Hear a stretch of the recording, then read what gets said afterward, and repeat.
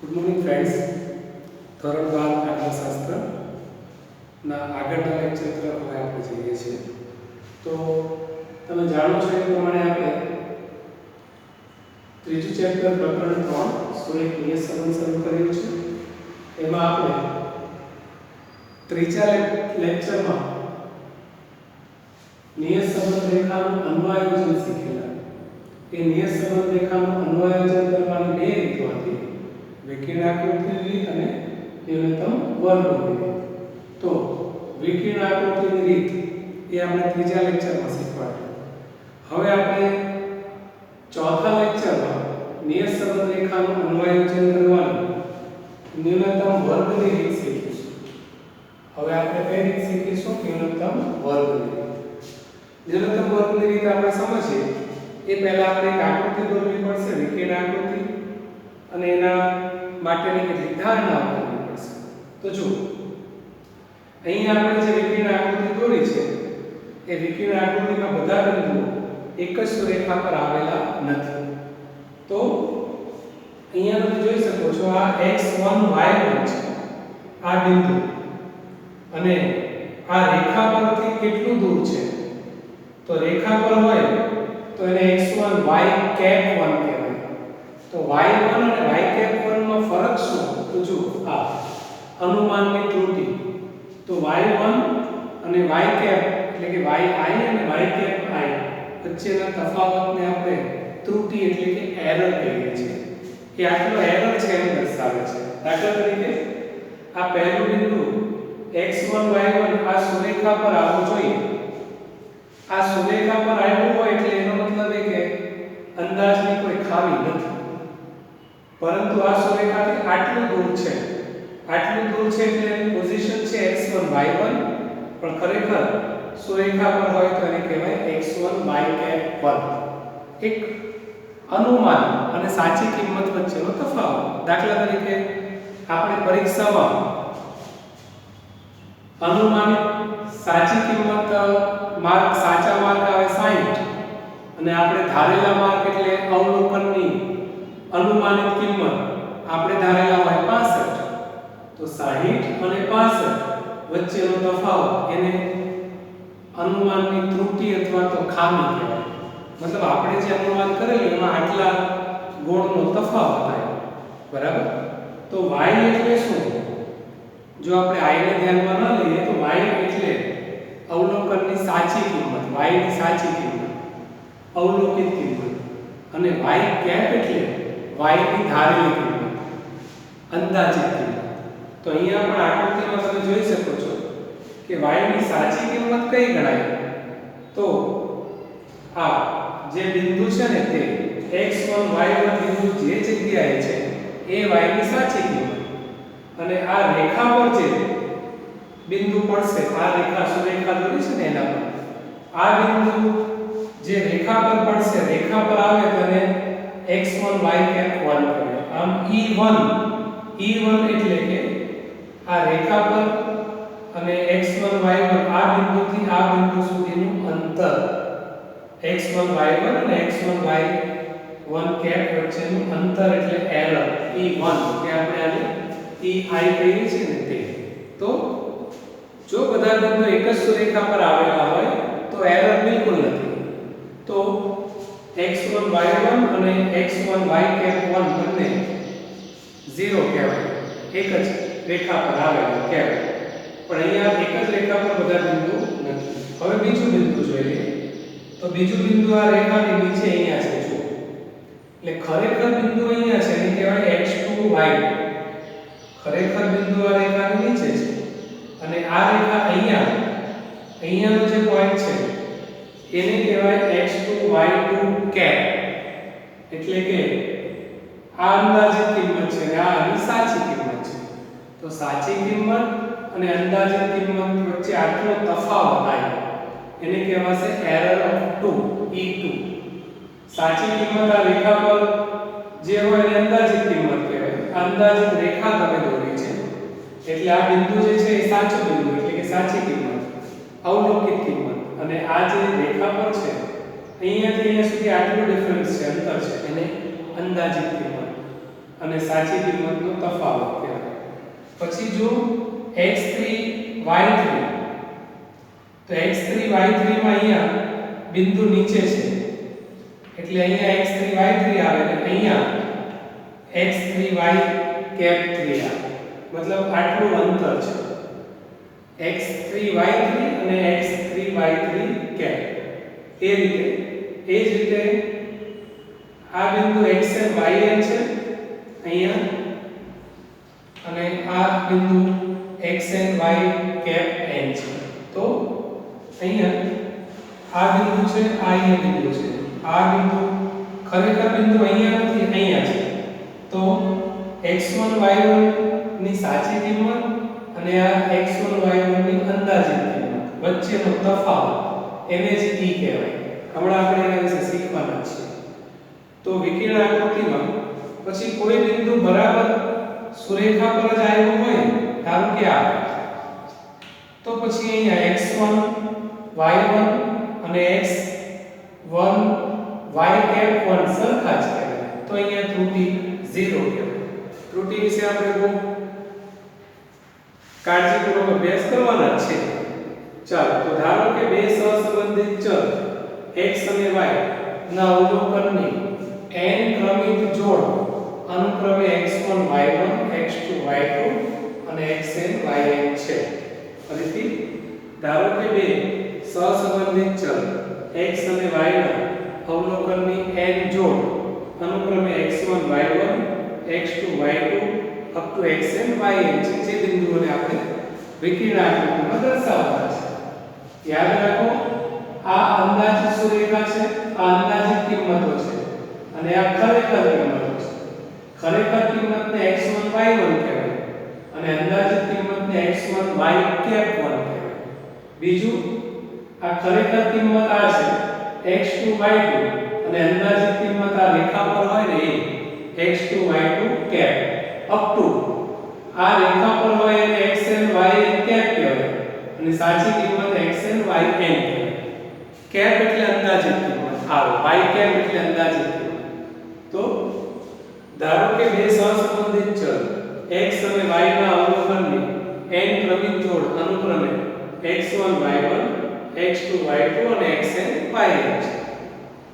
તેમજ ધારો કે ચલ x ની કિંમતો x1 x2 x3 up to xn છે.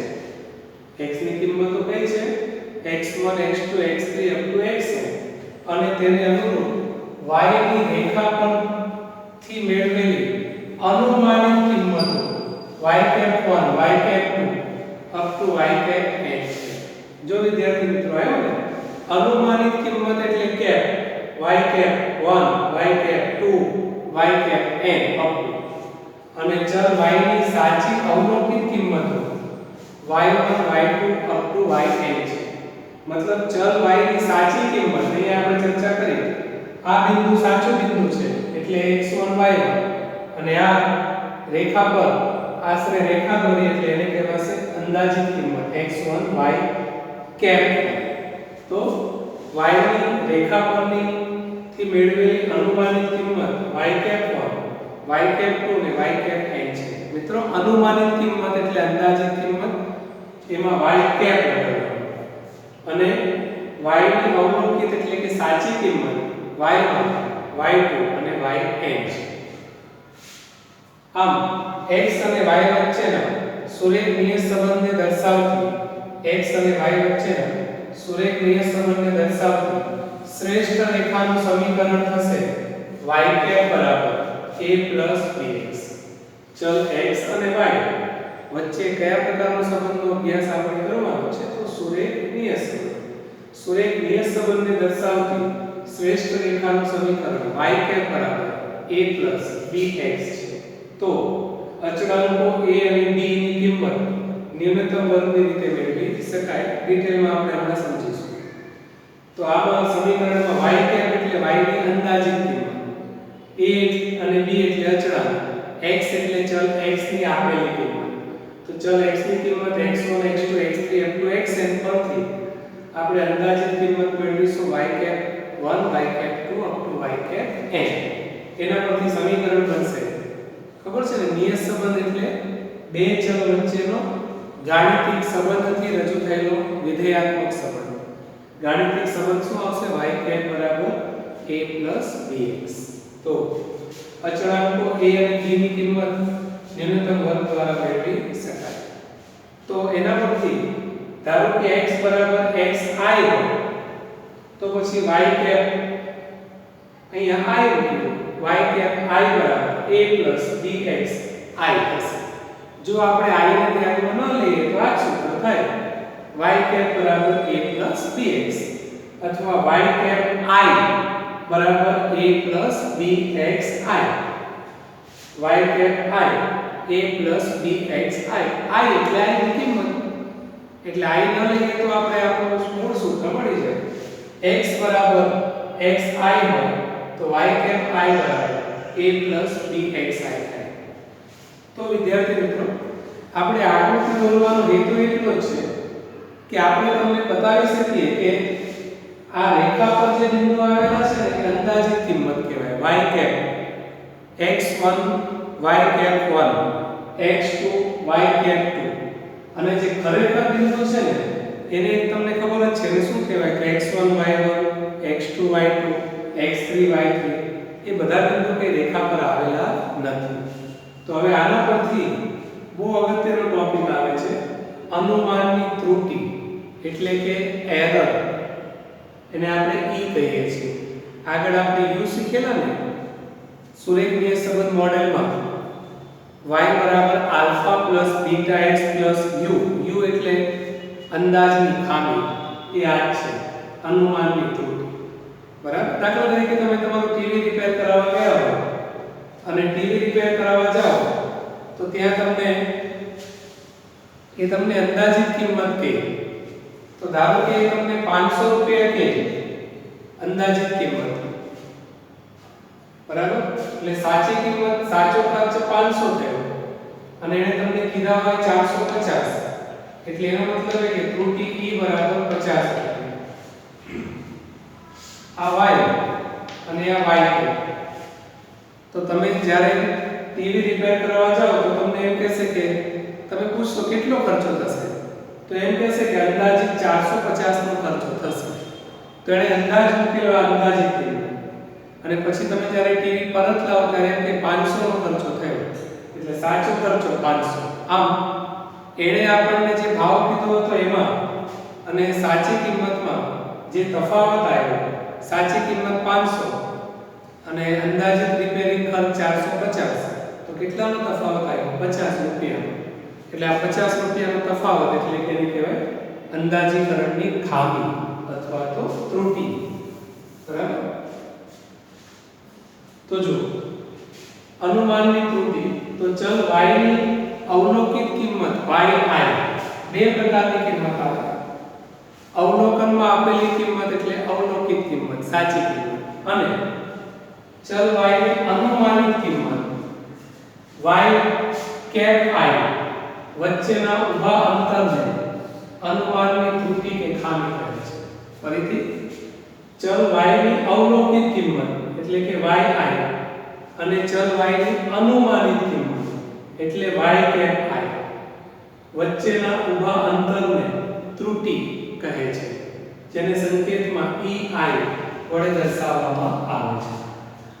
ફરીથી ચલ y ની અવલોકિત કિંમત x અને y દાખલો આપણે શરૂ કરીએ ને ત્યારે અવલોકનમાં y ની કિંમત જે આપી હોય તેને અવલોકિત કિંમત કહેવાય. x અને y દાખલામાં y ની કિંમત આપી હોય તે તો ચલ y ની અવલોકિત કિંમત yi અને ચલ y ની અંદાજિત અનુમાનિત કિંમત y કેપ i અનુમાન આવે એટલે કેપ આવે વચ્ચેના ઊભા અંતરને અથવા તફાવતને અંદાજીકરણની ખામી કે અનુમાનની ખામી કે ત્રુટિ કહે છે જેને સંકેતમાં ei વડે દર્શાવવામાં આવે છે.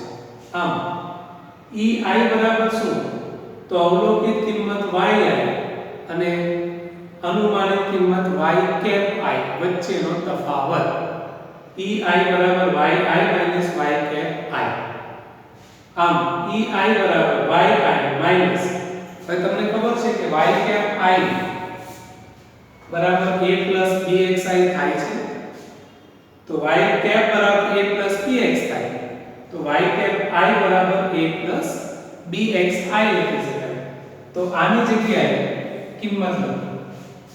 yi એટલે yi, y કેપ I એટલે આ.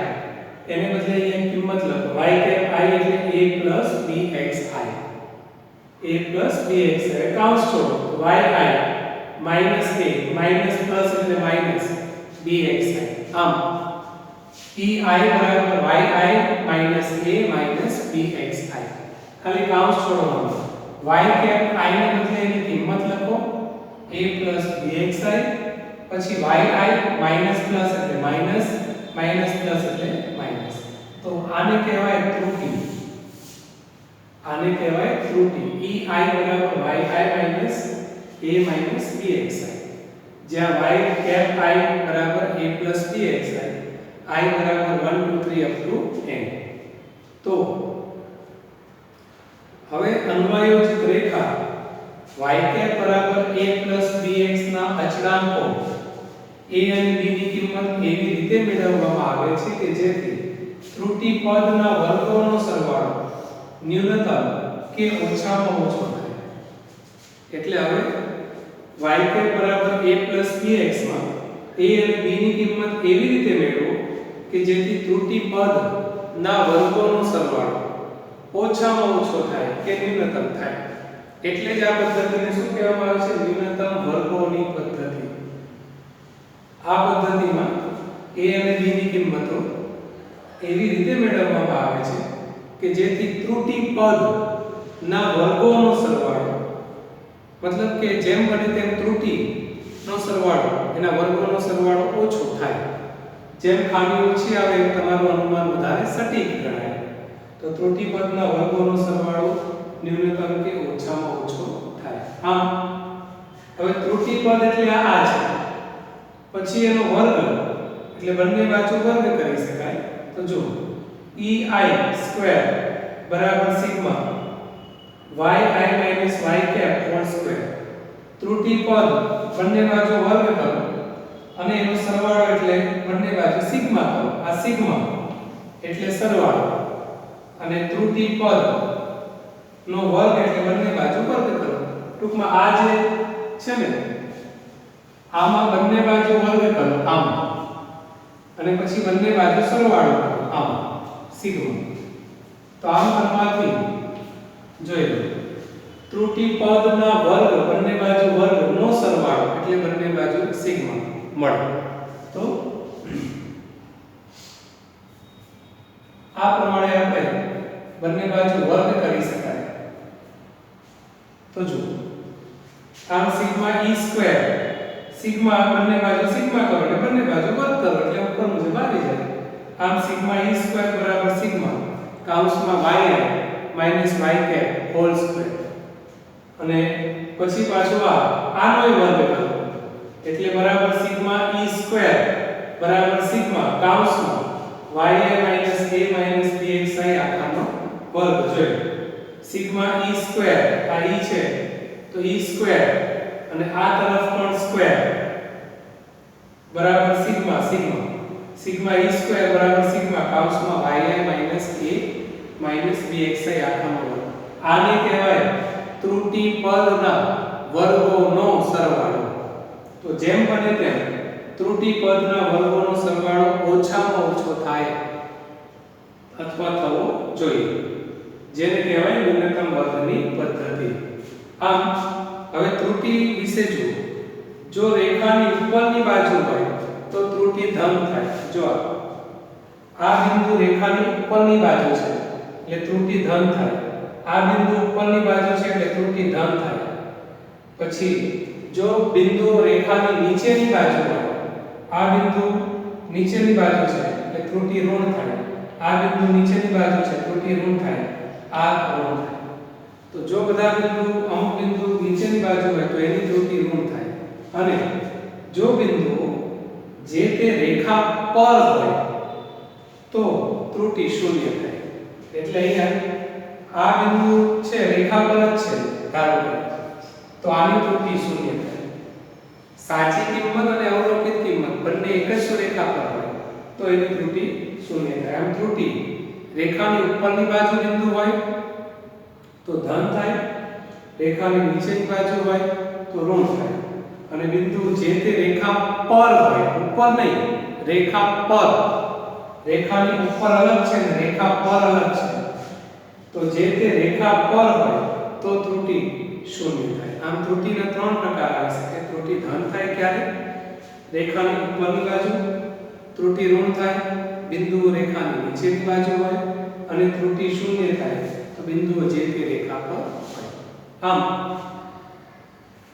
ન્યૂનતમ વર્ગનું અન્વયોજિત રેખાનું સમીકરણ y બરાબર a bx. હવે જો આમાંથી આપણે i કાઢી નાખીએ, y i ને bx i ને i વગર આપણે લખીએ છીએ, તો y બરાબર a bx માં વિકર્ણ આકૃતિના બધા બિંદુઓની, વિકર્ણ આકૃતિમાં બધા બિંદુઓની શક્ય એટલી નજીકથી પસાર થતી રેખા.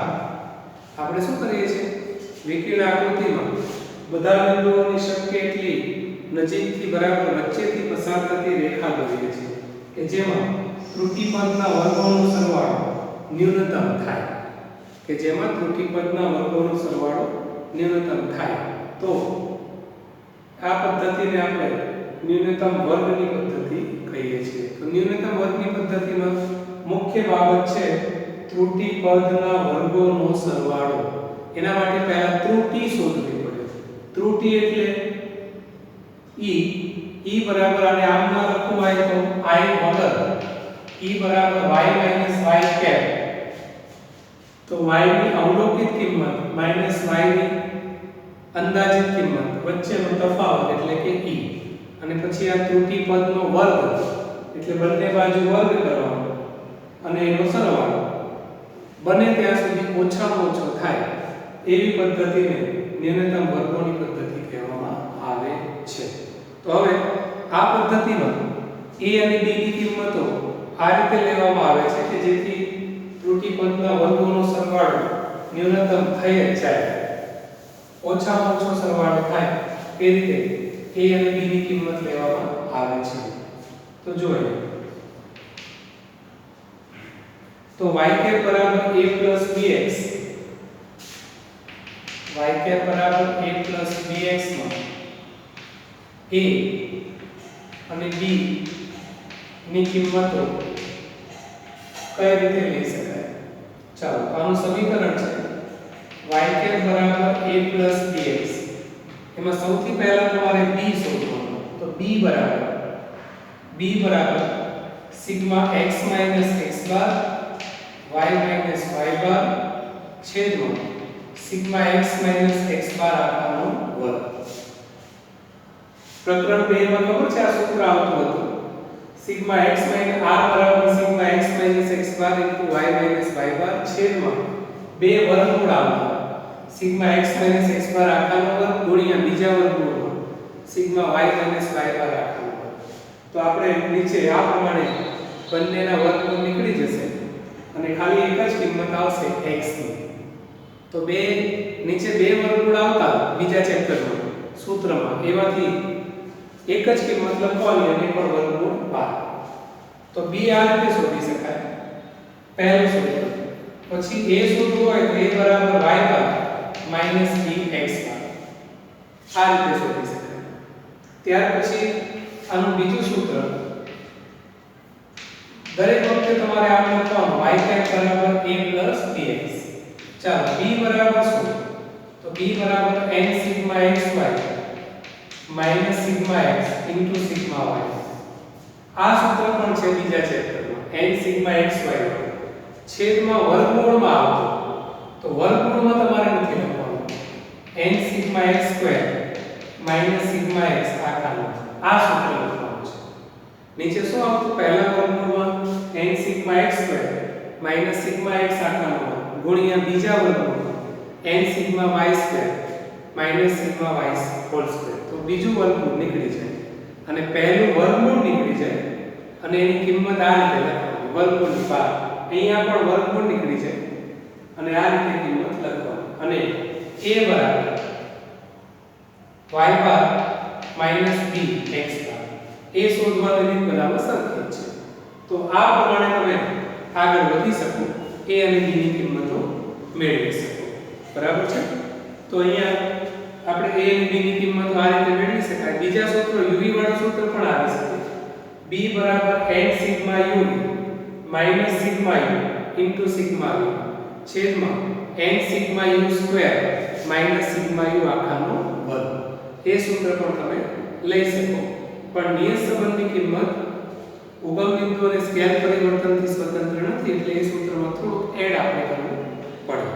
બરાબર છે? બાકી સૂત્રો બીજા ચેપ્ટર મુજબ જ ચાલે છે. સારું, તો આના પછી આપણે નેક્સ્ટ લેક્ચરમાં નિયત સંબંધ d કોને કહેવાય એ શીખીશું. જો આ ત્રીજું સૂત્ર પણ લઈ શકાય. b બરાબર n sigma u minus sigma u into sigma v છેદમાં n sigma u square minus sigma u આખાનો વર્ગ.